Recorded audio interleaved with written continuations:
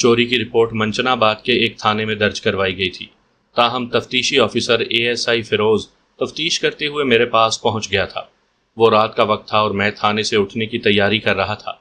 उन दिनों मैं ज़िला बहावल नगर के एक कस्बे लालिका से मुतल्लिका थाने में तैनात था। मज़कूरा कस्बा दरियाए सतलुज के किनारे वाक़या है। दरिया की दूसरी जानिब ज़िला पाकपतन का इलाका शुरू हो जाता है। दरियाए सतलुज का जो हिस्सा पड़ोसी मुल्क भारत में है वो ब्यास यानी दरियाए ब्यास कहलाता है।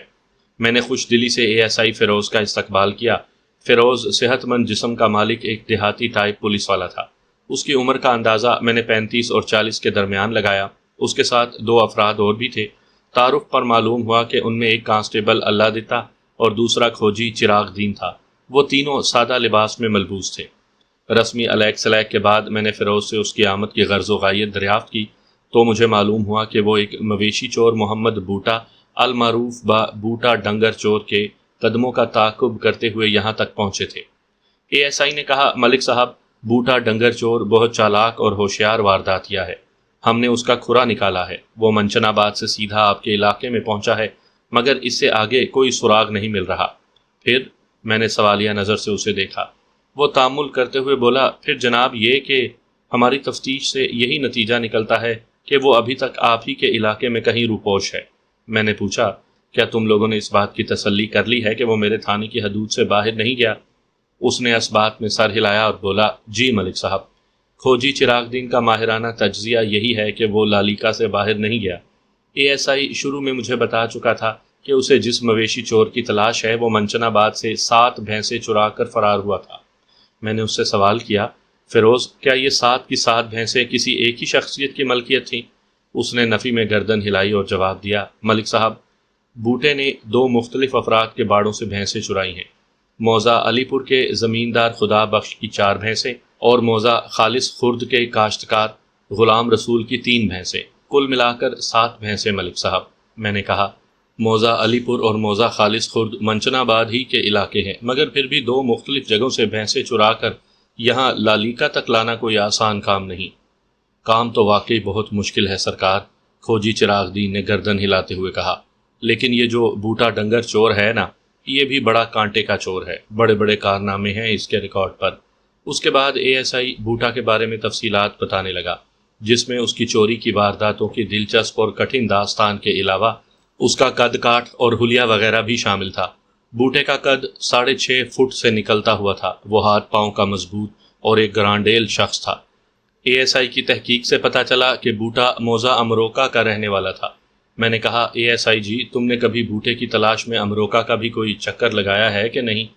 कोई फ़ायदा नहीं हुआ जनाब, फिरोज़ ने बददिली से जवाब दिया। मैं कई मरतबा अमरोका जा चुका हूँ बूटे की तलाश में, मगर वहाँ एक मरतबा भी उससे मुलाकात ना हो सकी। वहाँ रहने वालों का कहना है कि वो कभी कभार ही अपने गांव का फेरा लगाता है। हमारे दरमियान कुछ देर तक बूटे डंगर चोर यानी डंगर बामायनी मवेशी के बारे में गुफ्तगू होती रही। फिर मैंने एएसआई फिरोज़ से पूछा, तुम मुझसे क्या चाहते हो? बूटे की तलाश में आपकी मदद दरकार है जनाब। मैंने कहा, मैं तुम्हारे साथ पूरा ताउन करूँगा। वो खुश हो गया और ममनूनियत आमेज़ नज़र से मुझे देखने लगा। मैंने एक कांस्टेबल को अपने पास बुलाया और उसे हिदायत जारी करने लगा, नजीबुल्ला, एएसआई साहब और उनके साथियों के लिए खाने पीने और मंजी बिस्तरे का बंदोबस्त करो, ये हमारे मेहमान हैं। ओके सर, कांस्टेबल ने नहायत फर्माबरदारी से कहा और मेरे कमरे से निकल गया। मैंने एएसआई फिरोज़ से कहा कि तुम लोग खाओ पियो आराम करो, अब सुबह ही हमारी मुलाकात होगी। उसके बाद मैं थाने से मुल्हिक अपने सरकारी क्वार्टर में आ गया। दूसरी सुबह मैं थाने पहुंचा तो पता चला कि मंचनाबाद वाले सरकारी मेहमान रुखसत हो चुके थे। मुझे इस पर सख्त हैरत हुई और मैंने शबीना ड्यूटी वाले एएसआई को अपने पास बुला लिया और इस सिलसिले में उससे इस्तफसार किया। एएसआई ने बताया, मलिक साहब, वो तीनों तो सुबह होते ही निकल गए थे। मैंने फिरोज़ से इस कदर उजलत में रुखसत होने की वजह पूछी तो उसने बताया कि उन्हें बूटे का एक सुराग मिला है और वो उसी को छापने जा रहे हैं। उन्हें मवेशी चोर बूटे का ऐसा कौन सा सुराग मिला था कि उन्होंने मेरा भी इंतज़ार नहीं किया। मैंने कहा, कम अज़ कम मेरे थाने पहुंचने तक तो रुक जाते। एएसआई ने बताया, मलिक साहब, मैंने फिरोज़ से कहा था कि आपको मुतला कर दिया जाए। जवाब में उसने कहा कि जब आप थाने आए तो आपको बताया जाए। वैसे भी वो वापस आने का कह कर गए हैं। वो कहाँ गए हैं? मैंने पूछा। तुम बूटे के बारे में किसी सुराग का जिक्र कर रहे थे। एएसआई ने इस बात में सर हिलाया और जवाब दिया, मुझे फिरोज़ ने जो कुछ बताया है اس کے مطابق کھوجی بابا چراغ دن علل صبح اٹھنے کا عادی ہے۔ وہ ہوائج ضروریہ کے لیے کھیتوں کی جانب نکل گیا تھا۔ واپس آ کر اس نے بتایا کہ بوٹے کے قدموں کے نشانات دریا کی طرف جانے والے راستے پر پائے گئے ہیں۔ یہ خبر سنتے ہی ASI فیروز اٹینشن ہو گیا۔ اس نے کانسٹیبل اللہ دتا کو بھی جگا دیا اور وہ تینوں ناشتہ کیے بغیر تھانے سے نکل گئے ہیں۔ جاتے ہوئے فیروز نے کہا تھا کہ اب وہ کوئی خوشخبری لے کر ہی واپس آئیں گے۔ میں نے پرسوچ انداز میں گردن ہلائی، پھر پوچھا، انہیں رات میں کھانے پینے اور آرام کرنے کے حوالے سے کسی قسم کی کوئی تکلیف تو نہیں ہوئی؟ ASI نے پروسوک انداز میں جواب دیا، ہم نے پوری طرح ان کا خیال رکھا تھا ملک صاحب۔ شاباش، میں نے اس کی کارکردگی کو سراہتے ہوئے کہا۔ محکمہ جاتی وسائل سے 2-4 مہمانوں کا خیال رکھنا ہماری ڈیوٹی کا حصہ ہے۔ میری دعا ہے کہ فیروز کو بوٹے کے بارے میں کوئی مفید اور حوصلہ افزا صورتحال ہی سے واسطہ پڑے۔ بیچارہ پہلے ہی بڑی دربدری کے بعد یہاں پر پہنچا تھا۔ ASI نے کہا، ملک صاحب، امید تو یہی ہے کہ فیروز کو کامیابی ہوگی۔ اللہ کرے ایسا ہی ہو، میں نے خلوص دل سے کہا۔ تھوڑی دیر کے بعد ASI میرے کمرے سے رخصت ہو گیا۔ میں روزمرہ کی مصروفیات میں مشغول ہو گیا۔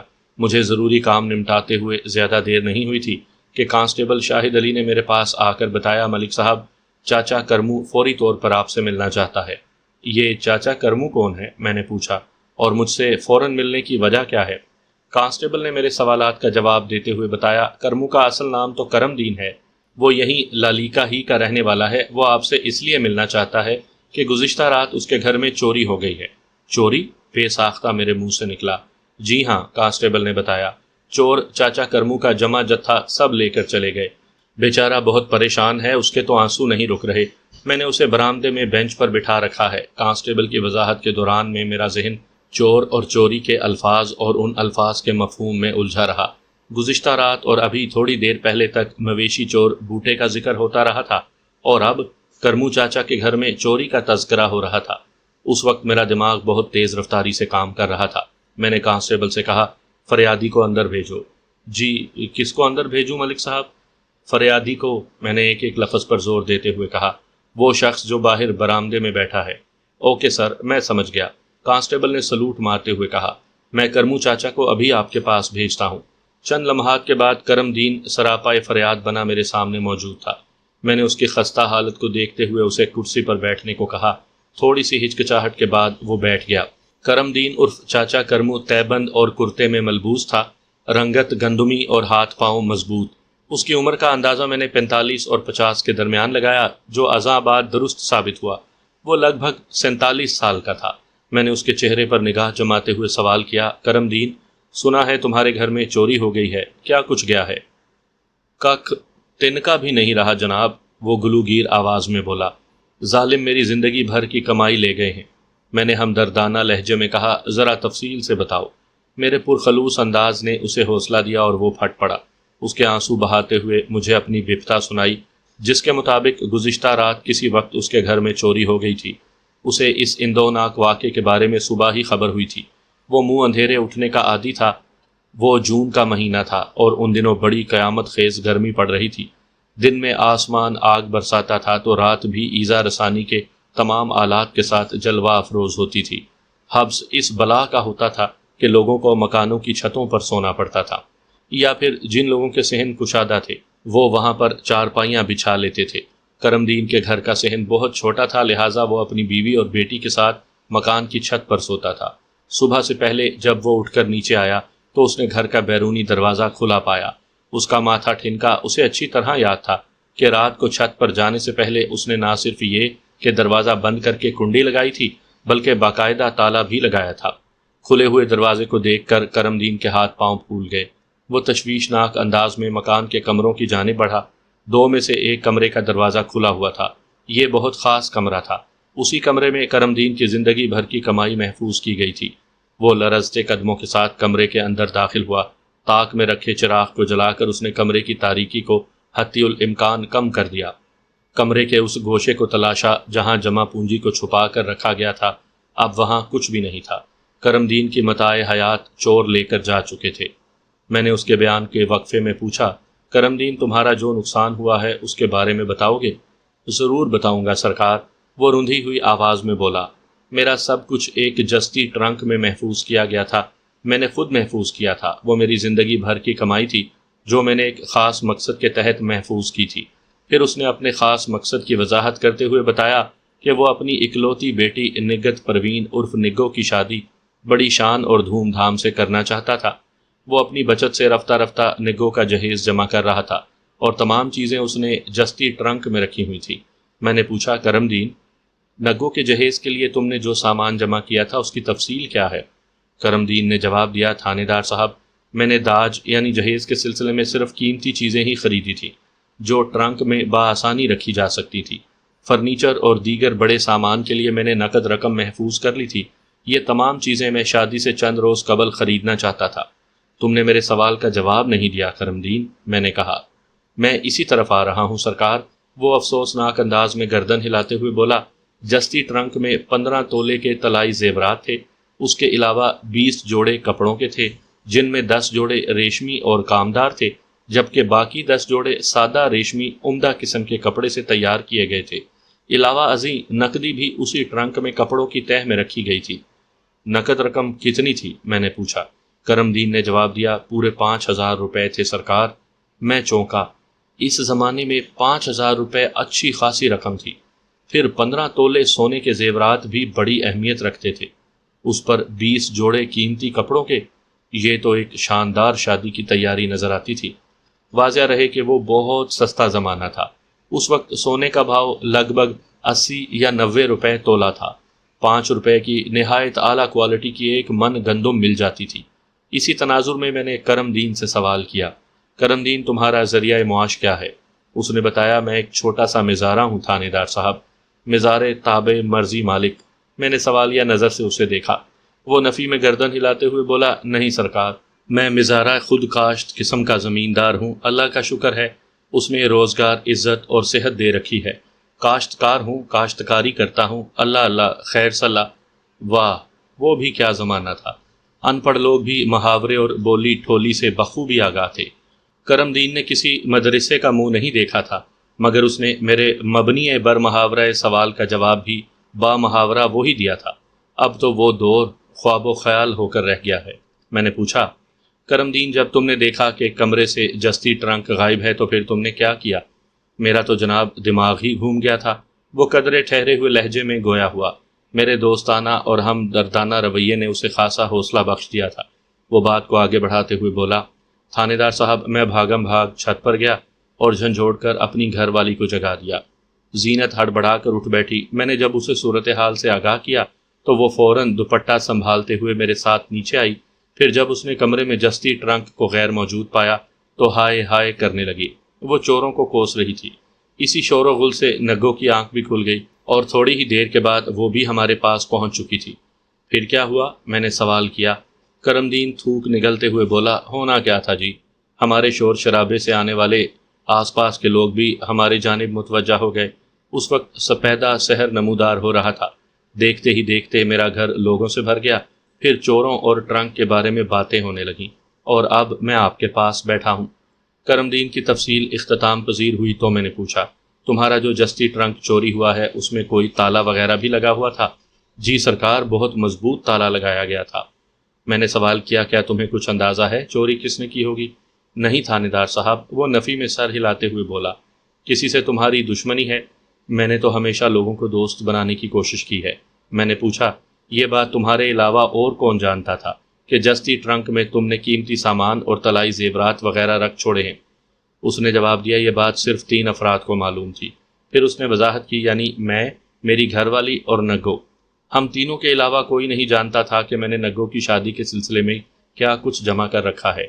کیا تمہیں یقین ہے کہ تمہاری بیوی یا بیٹی نے کسی شخص سے جستی ٹرنک کے بارے میں کچھ نہیں کہا ہوگا؟ میں نے کریدنے والے انداز میں کہا۔ وہ مضبوط لہجے میں بولا، میں نے انہیں اس معاملے میں سختی سے زبان بند رکھنے کی تاکید کر رکھی تھی، اور مجھے امید ہے انہوں نے میری تاکید کو ذہن میں رکھا تھا۔ ویسے میں نے اپنی تسلی کے لیے زینت اور نگو سے یہ سوال آج صبح کیا تھا۔ ان دونوں کا ایک ہی بیان ہے، انہوں نے اس سلسلے میں اپنی زبان ہی بند رکھی تھی۔ میں نے مزید چند سوالات کے بعد کرم دین کو باہر بیٹھنے کی ہدایت کرتے ہوئے کہا، میں ابھی تمہارے ساتھ چلتا ہوں، وقوع کا جائزہ لینا بہت ضروری ہے، باقی کارروائی اس کے بعد ہوگی۔ وہ مطمئن انداز میں میرے کمرے سے نکل گیا۔ میں نے ایک کانسٹیبل کو بھیج کر ASI کامی شاہ کو اپنے پاس بلا لیا۔ کامران محمود عرف کامی شاہ نہایت فرض شناس اور ذمہ دار پولیس اہلکار تھا۔ اس کے والد بڑے شاہ صاحب برٹش پولیس میں تھے۔ پاکستان کے قیام کے بعد وہ پاک پولیس میں آ گئے تھے۔ اب بڑے شاہ صاحب ریٹائر ہو چکے تھے۔ کامی شاہ کا تعلق منڈی صادق گنج کے علاقے موزہ مدھانی والا سے تھا۔ کامی شاہ چند لمحات کے بعد میرے پاس موجود تھا۔ میرے تھانے میں سب سے زیادہ فعال اور جرأت مند نوجوان افراد میں کامی شاہ کا نمبر پہلا تھا۔ میں نے مختصراً کامی شاہ کو کرم دین کے گھر ہونے والی چوری کی واردات سے آگاہ کیا، پھر کہا ہمیں فوراً موقع واردات پر پہنچنا ہے۔ ٹھیک ہے ملک صاحب، وہ پرجوش انداز میں بولا، میں 10-15 منٹ میں روانگی کی تیاری کر لیتا ہوں۔ جب تک کامی شاہ واپس آتا میں نے اپنے سامنے میز پر پھیلے ہوئے کاغذات کو متعلقہ جگہوں پر رکھا، پھر ہم کرم دین کے ہمراہ اس کے گھر کی طرف چل دیے۔ سامعین کرام، آپ سن رہے ہیں ملک صفدر حیات کی تفتیشی داستانوں کے سلسلے میں ایک دلچسپ اردو داستان جس کا نام ہے دست نسواں۔ یہ اس سلسلے کی پہلی قسط ہے۔ مجھے امید ہے آپ کو میری یہ کاوش پسند آئے گی۔ آپ نے اگر ابھی تک میرا چینل کہانی گھر سبسکرائب نہیں کیا تو ابھی میرے چینل کو سبسکرائب کر کے بیل نوٹیفیکیشن آن کر لیجئے تاکہ آنے والی ہر نئی کہانی کی اطلاع بر وقت آپ تک پہنچ سکے۔ کرم دین عرف کرمو کا گھر ایک عام سا مکان تھا۔ پیچھے 2 کمرے تھے۔ کمروں کا ایک ایک دروازہ صحن میں کھلتا تھا، جبکہ دونوں کمروں کی درمیانی دیوار میں بھی ایک دروازہ موجود تھا۔ صحن بہت مختصر تھا، جس کے ایک کونے میں رسوئی نما باورچی خانہ بنا ہوا تھا۔ باورچی خانے کے دروازے کے باہر چھوٹا سا کھرا بنایا گیا تھا جہاں برتن وغیرہ دھوئے جاتے تھے یا پھر کپڑوں کی دھلائی ہوتی ہوگی۔ میں نے کرم دین کی میت میں اس کمرے کا تفصیلی جائزہ لیا جس کے اندر جستی ٹرنک رکھا گیا تھا۔ کرم دین نے اس جگہ کی نشاندہی بھی کی جہاں مذکورہ ٹرنک پڑا ہوا تھا۔ کرم دین کی زبانی معلوم ہوا کہ جس کمرے میں ٹرنک موجود تھا اس کا بیرونی دروازہ ہمیشہ بند رکھا جاتا تھا۔ اس کمرے میں آمد و شد کے لیے وسطی دیوار میں موجود دروازہ استعمال کیا جاتا تھا۔ کمرے کی حالت سے پتہ چلتا تھا کہ چور کو جستی ٹرنک تلاش کرنے میں کسی قسم کی دقت کا سامنا نہیں کرنا پڑا تھا۔ کمرے میں موجود ہر شے اپنی مناسب جگہ پر رکھی نظر آ رہی تھی۔ اس سے ایک بات واضح ہو کر سامنے آ رہی تھی کہ چور جو کوئی بھی تھا یا تھے، وہ اس قیمتی ٹرنک کی وہاں موجودگی اور مقام سے پوری طرح آگاہ تھے، ورنہ چوری کی وارداتوں میں جائے وقوع پر خاصی افراتفری اور اکھاڑ پچھاڑ دیکھنے میں آتی ہے۔ جائے واردات کا تفصیلی نقشہ تیار کرنے کے بعد میں وہاں موجود لوگوں سے سوال جواب کرنے لگا۔ کافی کوشش کے بعد بھی کوئی ایسی بات یا اشارہ سامنے نہیں آیا جس سے چور یا چوروں کے بارے میں کسی قسم کی رہنمائی حاصل ہوتی۔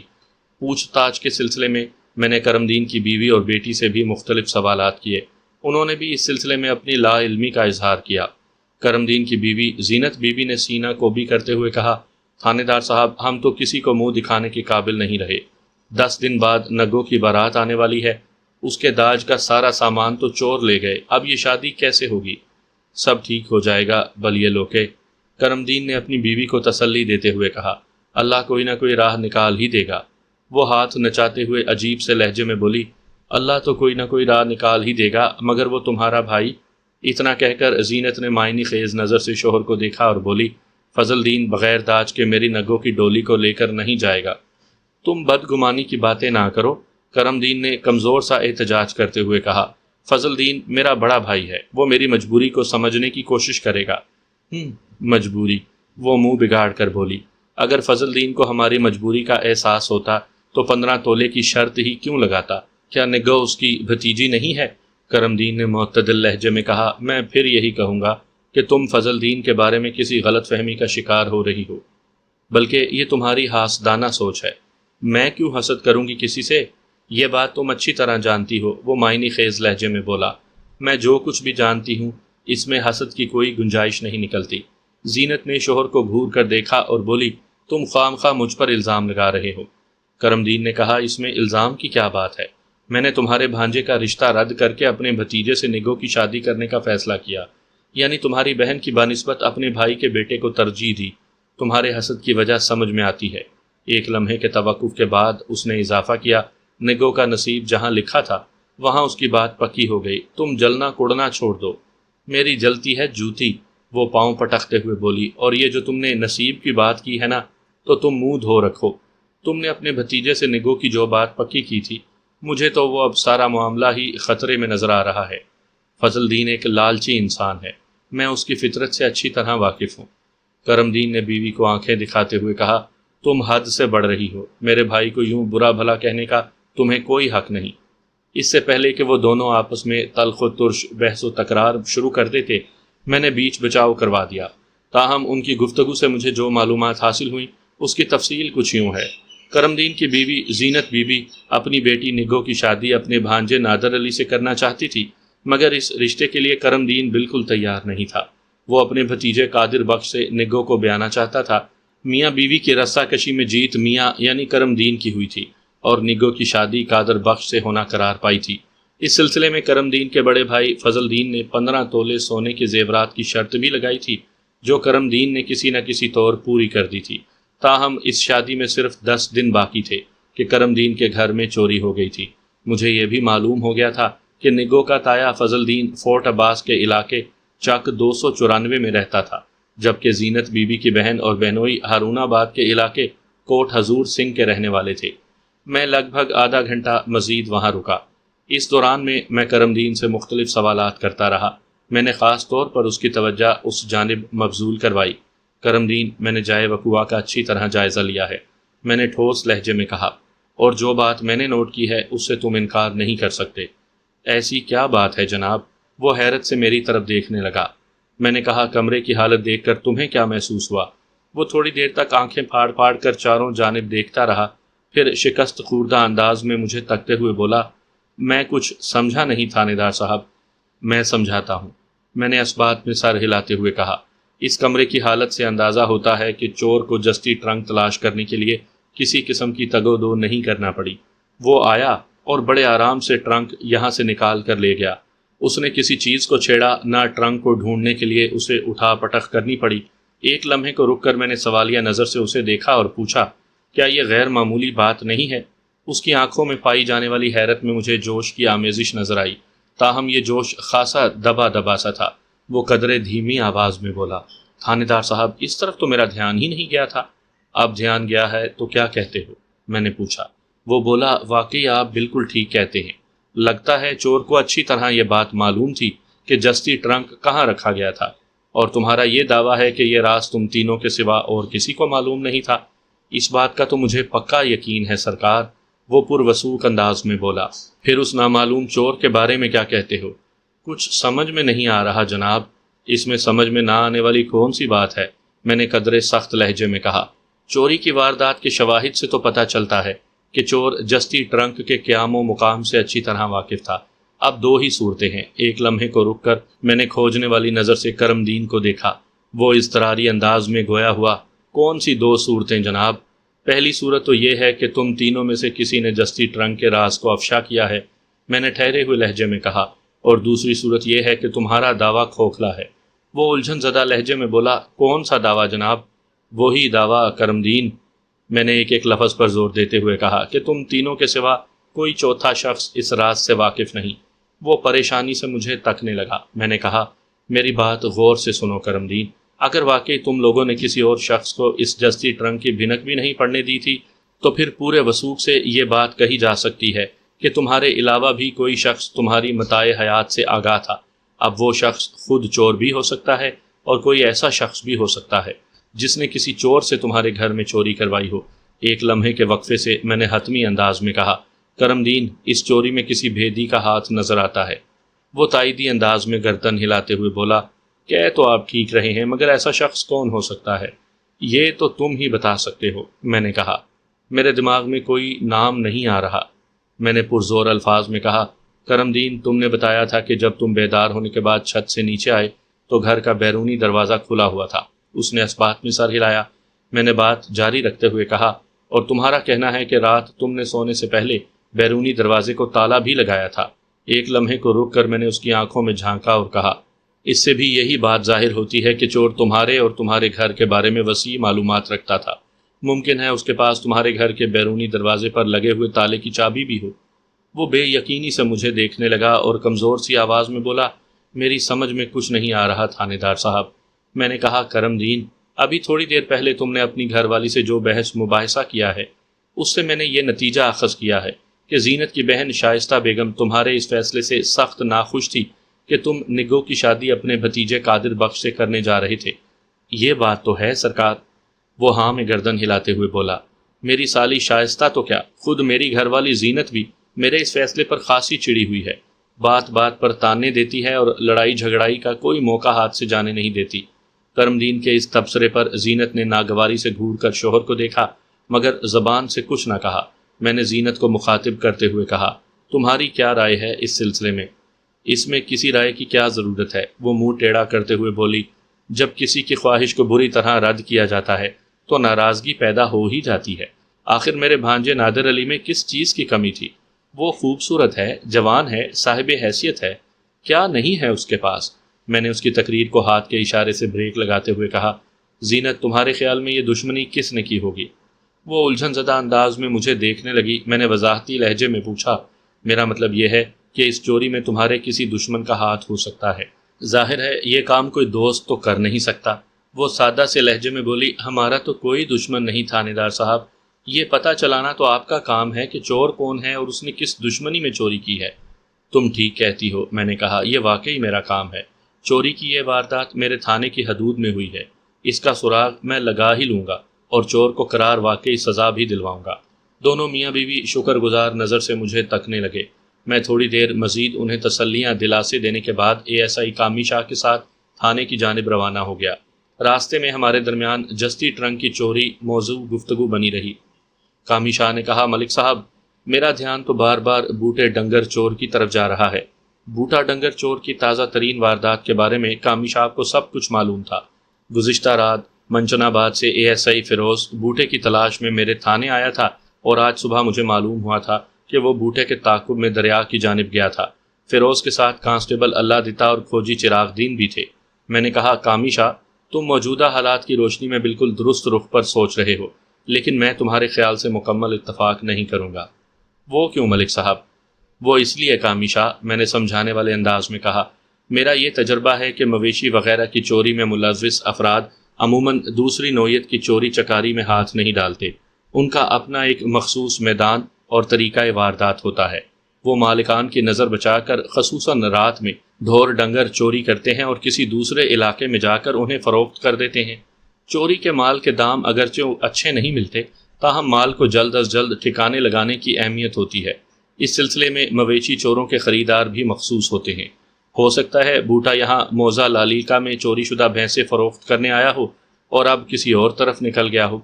وہ اس بات میں سر کو جنبش دیتے ہوئے بولا، میں آپ کی بات کو یکسر رد نہیں کر سکتا ملک صاحب، مگر میرے ذہن میں وہی بات آ رہی ہے جو میں نے آپ کو بتائی ہے۔ چلیں دیکھتے ہیں پردے کے پیچھے سے کیا ظاہر ہوتا ہے، میں نے پرسوچ انداز میں کہا۔ ہم باتیں کرتے ہوئے تھانے آ گئے۔ یہاں ہمارے لیے بڑی سنسنی خیز خبریں موجود تھیں۔ منچن آباد والا ASI اپنے ساتھیوں کے ساتھ واپس آ گیا تھا اور میرے کمرے میں بیٹھا میرا انتظار کر رہا تھا۔ مجھ پر نظر پڑتے ہی وہ اٹھ کر کھڑا ہو گیا۔ ملک صاحب، اس نے اضطراری لہجے میں مجھے مخاطب کرتے ہوئے کہا، بوٹا تو ہمارے ہاتھ سے نکل گیا، مگر ہم دریا کے کنارے ایک لاش دریافت کر کے آئے ہیں۔ یہ اطلاع دھماکہ خیز تھی۔ میں نے پوچھا، بوٹا تمہارے ہاتھ سے نکل کر کہاں چلا گیا اور یہ لاش کا کیا چکر ہے بھائی؟ ASI فیروز نے تفصیل بتاتے ہوئے کہا، ملک صاحب، آج صبح کھوجی چراغ دین نے مجھے بتایا کہ بوٹے کے قدموں کا ایک کھرا ایک جگہ سے دریا کی جانب جاتا ہوا نظر آیا۔ میں فوراً کھوجی کے ساتھ، ایک منٹ، میں نے قطع کلامی کرتے ہوئے کہا، رات تم نے بتایا تھا کہ تم لوگوں نے اچھی طرح چیک کر لیا ہے، بوٹا اس علاقے میں داخل تو ہوا ہے مگر یہاں سے باہر جانے کے آثار نہیں ملے، اور اب تم کہہ رہے ہو کہ صبح چراغ دین نے اس کا کھرا ڈھونڈ نکالا ہے۔ اس کا مطلب تو یہی ہوا نا کہ وہ رات کسی وقت یا صبح صبح یہاں سے روانہ ہوا ہے، اور یہ بھی کہ اس کا قیام اس تھانے سے زیادہ دور نہیں رہا ہوگا۔ آپ وجہ فرما رہے ہیں ملک صاحب، فیروز نے تائیدی انداز میں کہا، میں بھی انہی خطوط پر سوچ رہا ہوں۔ افسوسناک بات تو یہ ہے کہ وہ ہاتھ آتا آتا نکل گیا۔ اب یہ بھی بتا دو کہ بوٹا کس طرف نکل گیا ہے۔ وہ بولا، ہم بوٹے کے قدموں کا تعاقب کرتے ہوئے دریا کے کنارے جا پہنچے۔ دریا کے کنارے کا یہ حصہ لالیکا اور کاسمکا کے درمیان پڑتا ہے۔ دریا کی دوسری جانب ضلع ساہیوال ہے۔ مجھے یقین ہے کہ بوٹا دریا کی دوسری سمت فرار ہو گیا ہے، کیونکہ ہم نے کنارے کے ساتھ مشرق اور مغرب جانب کافی دور تک جا کر دیکھ لیا ہے، لیکن کسی بھی طرف اس کا کھرا نہیں مل سکا۔ میں نے سوچ میں ڈوبے ہوئے لہجے میں کہا، پھر ایک فوری خیال کے تحت پوچھا، فیروز، تم نے مسروقہ 7 بھینسوں کے بارے میں کچھ نہیں بتایا۔ ایک لمحے کے توقف سے میں نے اضافہ کیا، میرا مطلب ہے ان کے کھرے کا کیا ہوا؟ فیروز نے جواب دیا، ان کا کھرا نہیں مل سکا، جس کا صرف ایک ہی مطلب ہو سکتا ہے، بوٹے نے وہ 7 بھینسیں یہیں لالیکا ہی میں ٹھکانے لگا دی ہیں اور خود دریا پار کر کے ساہیوال کی جانب نکل گیا ہے۔ یہ چور لٹیرے تیراکی کے ماہر ہوتے ہیں،